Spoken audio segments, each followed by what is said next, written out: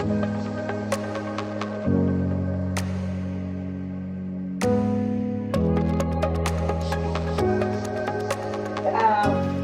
to the Spring 2026 Small Business Incubator Sessions. My name is Amanda Del Toro, and I'll be your host for the next 5 weeks.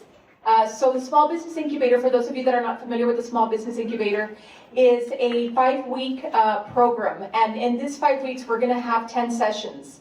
And we're going to try and teach you the nuts and bolts of starting a small business. So it is a hybrid program. So every Tuesday, we'll meet online via Zoom. And if you got your packets, I kind of have the schedule on here for you all. So we have our Tuesday classes, which will start next Tuesday, March the 24th at 6 p.m. And those will be delivered online via Zoom. So all you got to do is just hop on that link from your phones, your tablets, your computers, and you can get the information. Thursdays, however, will be in person. So we'll meet once a week here in person to discuss a small business topic.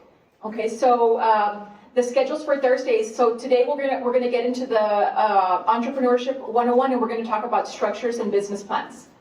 Okay, next Thursday we'll talk about. I'm trying to get a speaker to come and talk about financing a small business in case you're ready to take that next step and you need funds. I'm trying to get a representative from Live Fund to come in and give you some information. But we'll also have Linda Ramirez from our business department talking about managing cash flow. On April 2nd, you don't want to miss our April 2nd meeting. We will have the J.M. Dickerson Law Firm here talking about the legal perspective, everything you need to know about legally starting a business, okay, and things that you have to look out for. And then there'll be a class on April the 9th that will cover AI for small business, how you can utilize AI to start running your businesses. And then finally, on April the 16th, we'll have Mr. Ruben Villarreal and Dr. Guerrero give a class on pitching and networking. Okay, and so those are the topics that we'll be covering in our Thursday sessions. Our Tuesday sessions, however, will be all dedicated to branding and social media. And I'll talk a little bit more about it here in a few minutes. Does anybody have any questions before we get started?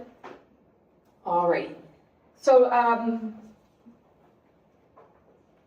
again, my name is Amanda Flores del Toro. I am the Director for the Career Services and Innovation Center here at Laredo College. We serve 2 functions here at the college. So one of it is career placement. So students who are in the college who just graduate can come to us and we help them find jobs in the fields that they study. And then we have an innovation component to the center, which is the Small Business Incubator, in which we help students who have ideas start a small business. Now, before I get started with the lesson, I do have a special guest here. We have Ms. Patricia Perez. She is an advisor for the college, and she is also here to promote the Bachelor's in Organizational Leadership program. How many of you all know that Laredo College offers bachelor's degrees? Yeah, so if you don't know, the college now offers bachelor's degrees, and one of those is a Bachelor's in Organizational Leadership program. So if you or someone you know is interested in furthering their education, you can do so here at Laredo College at a very, very affordable cost. And if I'm not mistaken, if nothing has changed, I want to say you can get a bachelor's for under $5,000. Okay. Alrighty, so this is Ms. Patricia Perez. If you have any questions, I believe her contact information is in that card that she just passed out. Thank you, Ms. Patty. Thank you. Thank you. Alrighty, and like I said, our classes would be Thursdays. So the Small Business Incubator will be Thursdays in person. And this semester, since we just launched last semester, this is our 2nd semester.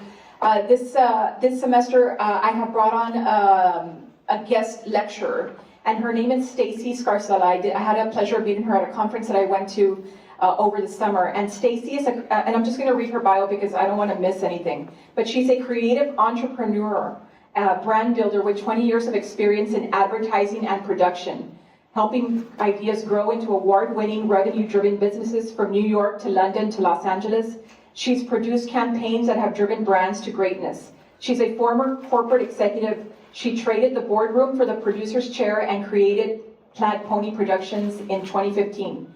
And what started as an idea is now a multi-city, multi-million-dollar company. and she works with brands like Disney, AT&T, American Express, Pepsi, Bose across commercials, live experiences, and integrated campaigns.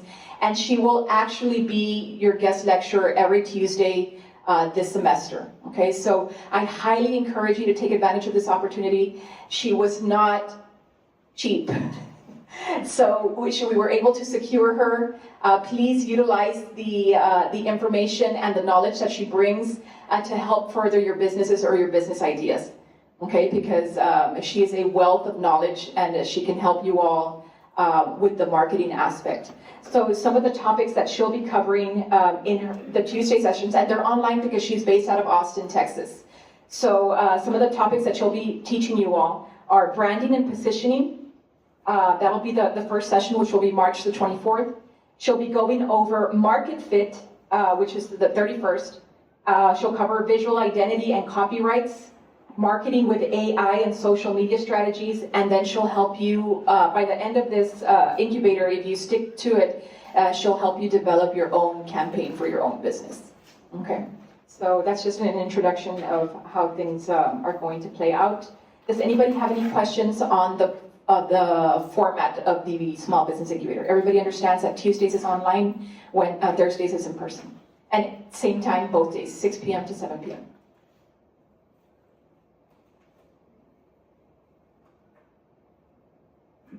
Okay, so along this time around, we're also going to be launching a Business Accelerator program.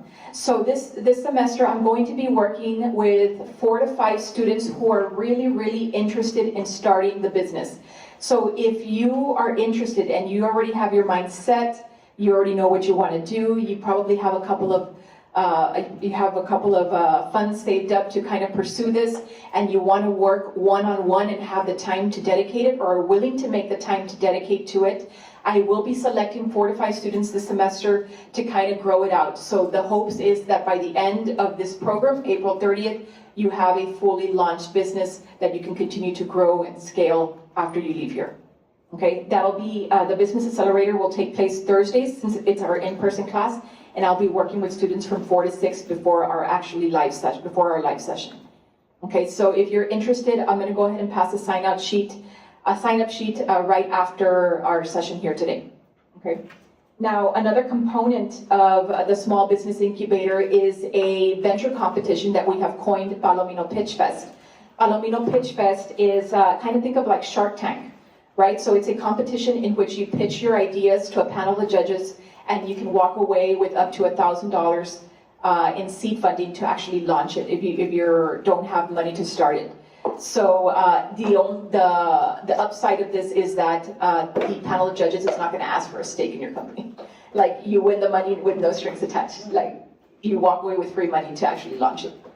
Okay, so and I know we have some students here that were here with us in the fall incubator program, and Caroline over here, she actually was one of the participants in the Palomino Pitch Fest. So if you have questions about how that goes, she's an excellent resource to talk to. But yes, it's a very fun, I think it was a very fun experience. It kind of got everybody out of their comfort zone, and really, and then we prepared them, right? We just didn't send them on the stage, right? We worked with them for a couple of weeks to prepare that pitch, that presentation, so that they can go confidently present their ideas to the judges. Okay, so that, if you're interested in that, again, we'll have a sign-in sheet going around. Palomino Pitch Fest this semester will be April the 30th at 2 p.m. Okay, so requirements to participate in the Business Accelerator program or the Palomino Pitch Fest: you must be 18 years old or over, and you must attend both Tuesday and Thursday sessions. That's about the only requirement. All these sessions are free and open to the public. It's not just for LC students. So if you know of anybody that's interested in starting a business, please, bring them, tag them along. They're more than welcome. All these are free resources for the community. Okay, so now without further ado, we're going to go ahead and begin. Does anybody have any questions before we begin? Alrighty. So I use this software called Mentimeter to try to get away from PowerPoint a little bit. So if you care to follow along with your phones, you can scan the QR code. The presentations are somewhat interactive. So if you scan that QR code, you can interact with me on your phones. Okay, so it's a little bit different from PowerPoint, but anytime you see that QR code, you can access the presentation, and you can take screenshots if you want to save any part of the presentation. Okay, so in one word, how would you describe entrepreneurship? What does entrepreneurship mean to you all? When you think of that word, what does it mean? To start something. To start something, right? I don't know, but to me, that's always been kind of like freedom, right? Mm-hmm. To me, that's what that word signifies. And I know it doesn't, it's a lot more than that. But yeah, it's somebody for responsibility. Yeah, it's freedom, but with a lot of responsibility, right? So that's a good one. So what are some other words that come to mind? Owners, liberation. What other words come to mind when you think entrepreneurship? Do you consider yourselves entrepreneurs, or do you have that, as they call it, the entrepreneurial spirit, right? That you want to kind of break free from the norm, right? And start your own thing and do your own thing and kind of live your own life, right, the way you want to. I love all of these. Yes, these are perfect. Ambitious, liberation, owners, responsibility, creativity, independent, freedom. These are all excellent words to describe entrepreneurship. Okay, so if you really look it up in the Oxford Dictionary, it's really the activity of setting up a business and taking financial risks in the hopes of profit. So you're risk takers. That's what you are. You're anybody who takes on entrepreneurship. You're a risk taker, because not only are you investing your time, and a lot of the time you're going to invest your own savings, your funds, in hopes. That's the key word here. In hopes to make a profit, right? But how do you turn hope into more certainty? With preparation, right? So, and that's what we're hoping to do here at the Small Business Incubator. Okay, so I want you to kind of reflect here a little bit. So what motivates you to want to start a business? Why are you here? What drove you here today? It's 6 p.m. on a Thursday. I'm sure you're tired from your work week. I'm sure you're hungry. I'm sure you're sleepy. I'm sure you have a husband and kids to get to. I'm sure for those of you in school, I'm sure you have homework to get to. What drove you here today? What motivates you? What about this program motivates you to be here on a Thursday night? To have your own schedule, right? To have more control over your lives, right? And I think the free snacks help too, right? Hopefully. So financial freedom, being in charge of your own time, right? Making money, making your dreams come true, being able to provide financially for your families. These are all excellent reasons, and these are reasons I don't want you to forget, especially as we go through the weeks, because your motivation is what's going to keep you moving forward, okay? Because life is going to happen, schedules are going to, get made, you're going to have commitments, but that motivation is what's going to help you drive your business forward. All right, so one of the very first things that you're going to have to decide is if you want e-commerce or brick and mortar company. Okay, so e-commerce is online, right? It's online versus like storefront. So that's one of the very first things that you're going to have to decide when you're starting your business, right? So your online businesses obviously have low startup costs. There's no rent, utilities. Sometimes you yourself are enough to run the business. You can operate from virtually anywhere. There's a lot of flexibility and freedom in having an online business. You reach a global audience instantly through digital marketing. It's easier to automate sales and operations with software tools. You're essentially open 24/7, so customers can shop or book anytime. And it's easier to track performance with your data analytics, when you have an online business, because Google kind of tracks everything that you do. So these are kind of the pros of having an online business. But with pros also comes cons. What are some cons that come with having an online business? Right, so one is that the online businesses are highly saturated, so be prepared to deal with a lot of competition, right? There's a lot of competition. It's harder to stand out online. You will never have physical presence, okay? So it can take a lot longer for you to build trust with your clients without having that physical presence. Requires strong digital marketing and tech skills, so you have to be really well-rounded with your digital and tech skills to be successful on the online marketplace. And then customer service can feel impersonal, right? Because you're not dealing with customers face to face. A lot of it is over email, sometimes over phone, but mostly over email and chat. And nowadays, if you've ever dealt with an online business, you know that online businesses use chatbots, right? So half the time you're talking to a robot. So it can feel very impersonal. And of course, it's dependent and reliable on internet and e-commerce platforms, which I get most people have nowadays, but you know, if people are struggling with internet or the grid is down and there's no internet, that's gonna obviously have an effect on your sales, okay? On the contrary, the brick and mortar business is another option. So brick and mortar is builds strong community presence, okay? So if you have a storefront, you know, you have strong community presence and personal connections. You have that one-on-one connection with your clients. You know who they are, you know their names. You know, when they come through your door, you salute them by their names. And you create those relationships. You offer hands-on customer experiences and customer service, which can go a long way, right? It's easier to establish a local brand recognition, right, than trying to establish an online brand. Customers can see, touch, and try products before buying, and immediate feedback and relationships with clientele are always there, okay? And some of the cons of having a brick and mortar business are higher startup costs and overheads. Of course, having a storefront, you're gonna have everything that comes with it. Your overhead, your rent, utilities, insurance, payroll if you have staff, unless you're gonna be there 24/7, right? It's limited by location and local traffic, so also your location is going to matter, right? The better the location, the higher the price. The worse location, you can have trouble getting people into your store. There's fixed hours, right? You can't operate 24/7. So, and if you are, you're going to need people to kind of help staff. There's a slower growth potential than an online business. So that's one of the very first decisions that you have to make. And I'm sure that if you've thought about it already, you probably already know if you're going online or storefront. So if you could start your business today, would it be an online store or a brick and mortar? Where's everybody at on this? Have you all given this much thought? Okay. I see a lot of, I don't know if you all seen the Facebook Marketplaces, right? A lot of people do business through Facebook Marketplace, right? And that's kind of online, and the only thing is you have to deliver. Yes, sir. Let me get you a mic. How long do I think? Well, it's because the session's being recorded, so they just asked me to Never mind. pass the mic. No? You don't want to ask? No, I'm good. Here, I'll give you the mic. I'll give you the mic just in case somebody has questions. But yes, go ahead and ask. Is it Jonathan? No, I'm good. Okay. Alrighty.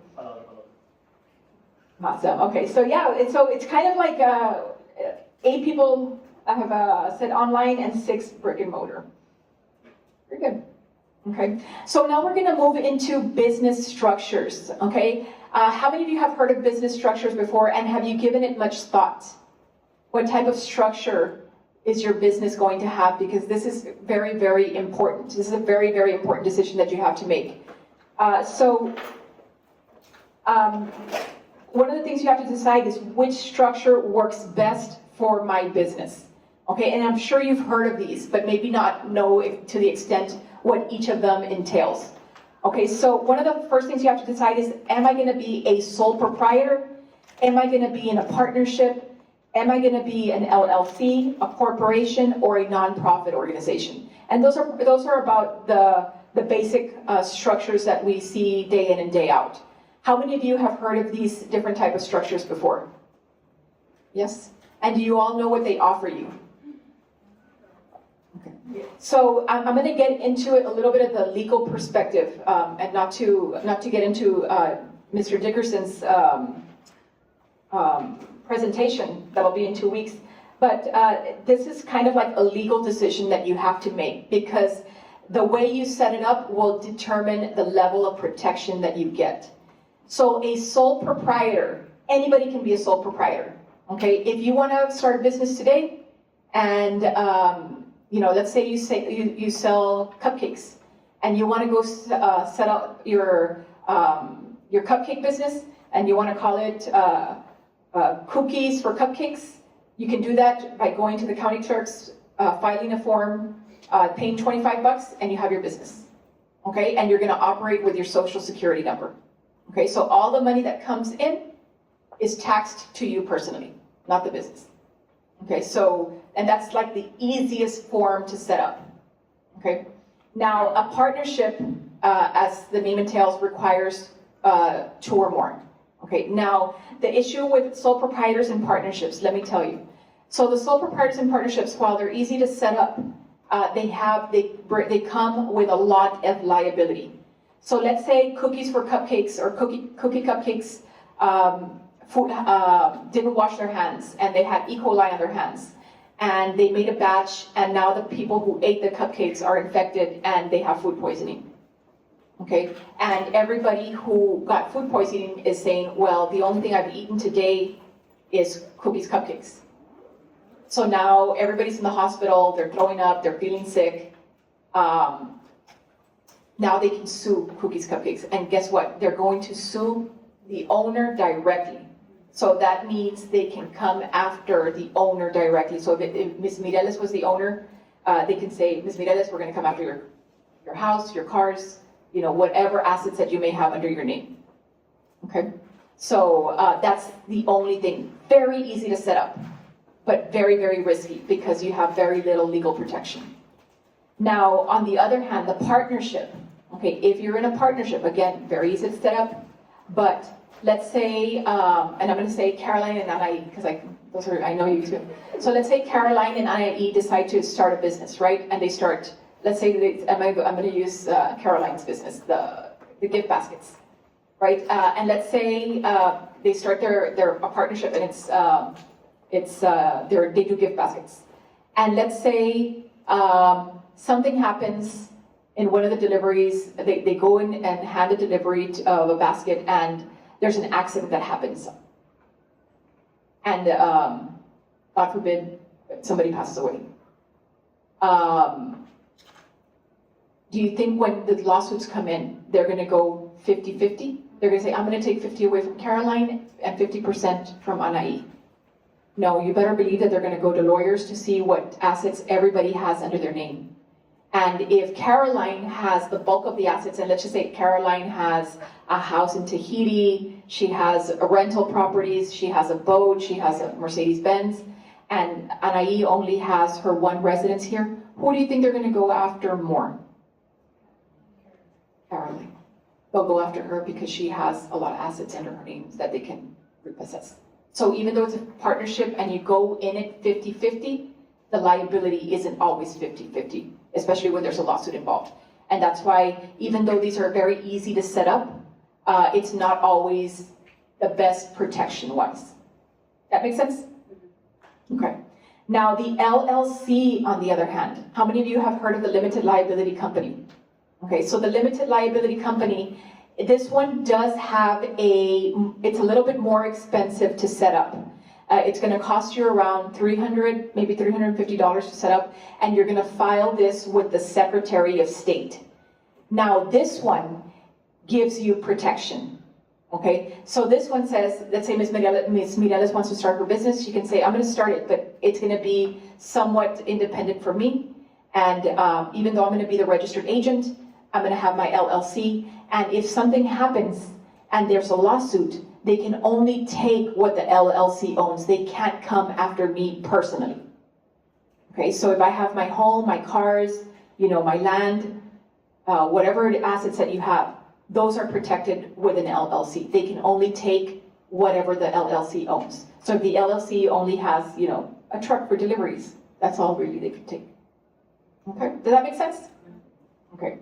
The corporation, on the other hand, is a totally separate entity from the owner. This is and it's like an entity on its own. Think of it as a person. This is a little bit more expensive to set up. This one's going to cost close to the $1,000 mark. But it's a totally separate entity, and because it's its own separate entity, it's also, there's double taxation that comes with that. So you pay taxes as a worker of the corporation, and then your corporation also pays taxes. I don't recommend anybody to start a corporation right off the bat. This is something that you definitely work your way up into, right? But it offers the same protection as the LLC also. So if the corporation ever gets in trouble or in any type of lawsuits, the people who are suing can only take what the corporation owns, and it can't hurt the actual owner at all. Okay. Any questions? Yes.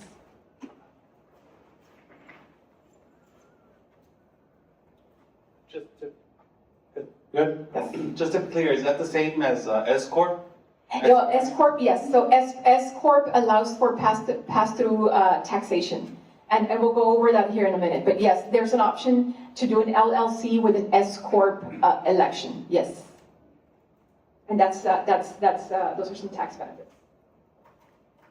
So here's just a small, a little diagram of what everything is, kind of what I just discussed, and where you would pay the filing fees to and what it costs on average. So again, the sole proprietorship costs about $25. You can do that any day just by going to your county clerk's office.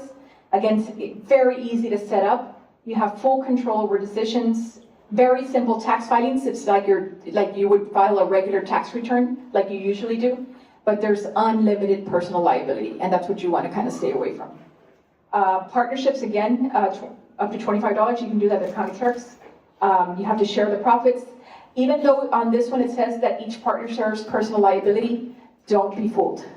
The day that something happens, lawyers will be really, really quick to do title searches to see what everybody owns, so that they can attack the partner that has obviously the most. Okay. And then again, the limited liability company that has a $300 certificate of formation cost, you do that with the Secretary of State. Same for the corporation. The S Corp, you can do that. It's an addendum to the LLC. So you can do the limited liability company and choose an S Corp election, and that'll help you with the tax liabilities. It'll be limited liability. You can avoid double taxation. It's credible with investors. There's strict IRS requirements and a limited amount of shareholders. And then of course there's nonprofit. Is anybody here interested in starting a nonprofit? No? Okay, so if you would be interested in starting a nonprofit, there's a $25 fee with the Secretary of State. Alrighty, and that's business structures. Okay, so it's a very important decision that you have to make before getting started.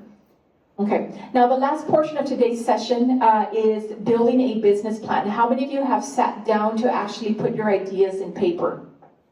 Okay, we have one person, two people, three people? Yeah, so this is kind of the template for the business plan. Okay, there's something called an executive summary, your company description, your market analysis, organization and management, the products and services you're going to be selling, your marketing and sales strategies, and your financial projections. Okay, now usually this is what you need when you want to ask money from a bank or you want to ask for a loan of any type. They're going to ask for a business plan. And if you come into this this folder that I've given you a template to kind of start filling out. And then I've given you an example, okay? So, and this is a very, very brief example. You can follow it to do your own, but get into the habit of writing your ideas on paper. Because if they're not on paper, they're just wishes. Once they're on paper, they become goals. Okay, so you leave them up here, you're just wishful thinking. Put them on paper, and they actually become goals. Okay, so here's an example. We have the business name, Sweet Sunrise Cakes. The student name is John Doe, and there's his email. His executive summary is, Sweet Sunrise Cakes is a home-based bakery that specializes in custom cakes, cupcakes, and pastries for birthdays, weddings, community events. Our mission is to bring joy to every celebration through fresh, made from scratch desserts. We aim to grow from a cottage bakery into a small storefront within 2 years. Okay, so that's an example of an executive summary. And you may not have all these answers right now. And some of these answers may come within the next sessions that you attend. Okay, because as you learn, you can start, filling a lot of this out. But this is something definitely that you want to start doing, right? What's the company description? So Sweet Sunrise Cakes operates from a licensed home kitchen in Laredo, Texas. The business serves local customers who want affordable, high-quality desserts made with love and creativity. Our slogan is, every day deserves a slice of sunshine. Okay, so, just kind of look at this and think about it. Another important component of this is your startup cost. What is it going to take you to start this business up, right? How much do you need equipment? Do you need supplies? Do you need marketing material? Do you need any licensing fees, packaging and delivery? Are you going to deliver? What does that cost? So kind of putting all the costs down. And then of course, your goals and milestones. Where do you want to be at the end of year 1, at the end of year 2? Okay, but it all starts with kind of getting clear and specific as to what you want to do. Because how many of you here have a bunch of ideas and don't know where to start? Right? I know as kind of like a business-minded person also, I've had a whole bunch of ideas that I wanted to start, and you don't know where to start, and you need to get clear and specific. So kind of evaluating all your options and looking at the ones that bring you the most excitement. Not the most money, the most excitement. Because where your excitement lies, that's where the money lies. Don't chase the money, chase the excitement. Does that make sense? Alrighty, so I'm going to give you a few minutes to kind of think about this. I'm also going to go around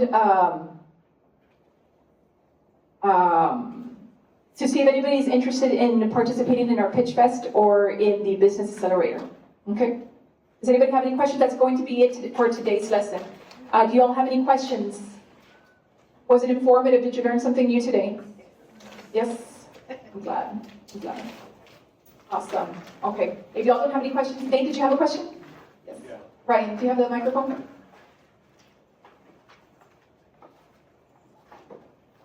Just the thought of opening up a nonprofit organization. What is the benefit of doing that? Since we're all here to try to excuse me, provide for our own or for ourselves.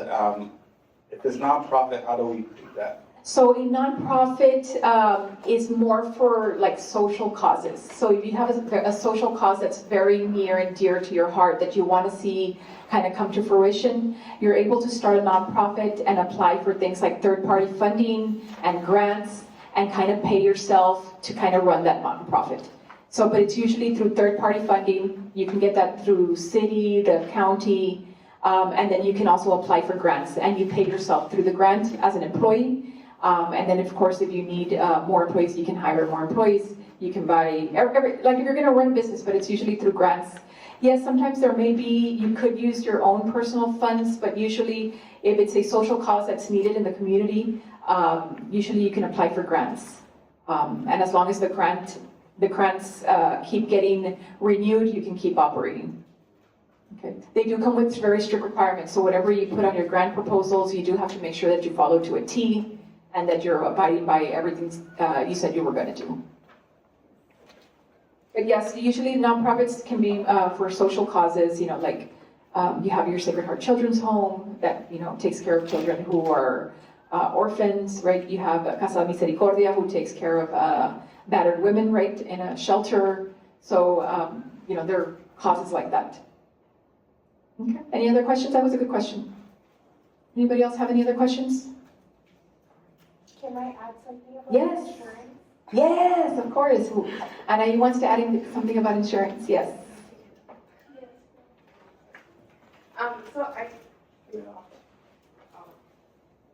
Hello. I just want to add something about the insurance. I think insurance is the last thing that people think about. If they're always like, I'm gonna open the business and ya voy a vender y voy a hacer dinero and ¿tienes aseguranza? No.